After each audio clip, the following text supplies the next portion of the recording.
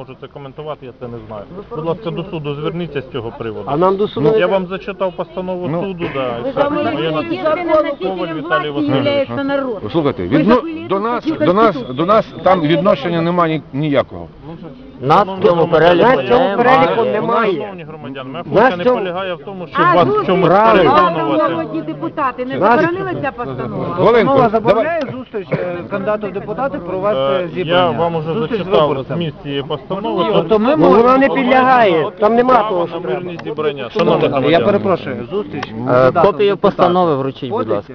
Шановні громадяни, я пояснюю ще раз. Я не можу коментувати, я виконую рішення суду. Забороняє чи не забороняє? Віталій Васильович, Обмежується право на Тобто зібрання. зустріч виборців з Віталій Васильович, дайте нам, будь ласка, копію. Правильно? Дайте, можна копію? що нам забороняють. Копію документа дайте нам. Кому саме я маю? Мені прошу вручити копію Хто ви є? постанови. Гурняк Ігор Любомирович, вручіть, будь У ласка, вас є копію якийсь постанови. документ, посвідчуючий особу там і так далі, да? З собою документ, не знаю.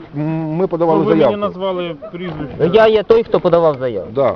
Тому ви мені просто зобов'язані Вот вручити. вона, заява. Шановні, я зобов'язаний зачитати. Я Правильно. вам її зачитав. Чи зараз заборонено вийшов судом акт. цьому громадянину проводити акцію? Бумажку, документ и печатку дайте, пожалуйста. Мирні зібрання. Мирні, Дайте бумажку, мирні. Цьому громадянину забороняється Якщо цьому. мирні заборонені, так не мирні, не заборонені. Ви самі нам. Чи є в переліку цей громадянин? Тут написано громадяни та іншим суб'єктам. Ми не є іншими суб'єктами. Право на Ми не є мирне Ми не є зібрання. інші. Вибачте, шановний представник органу, який тут представлений, в нас в законодавстві Конституції України є індивідуальна відповідальність.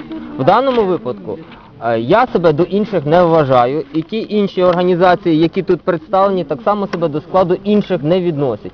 Тому в даному випадку, вибачте, ми йдемо і проводимо свою акцію. І копію дайте. Це є І без копії, будь Я ласка, вам не зачитав можу. рішення суду.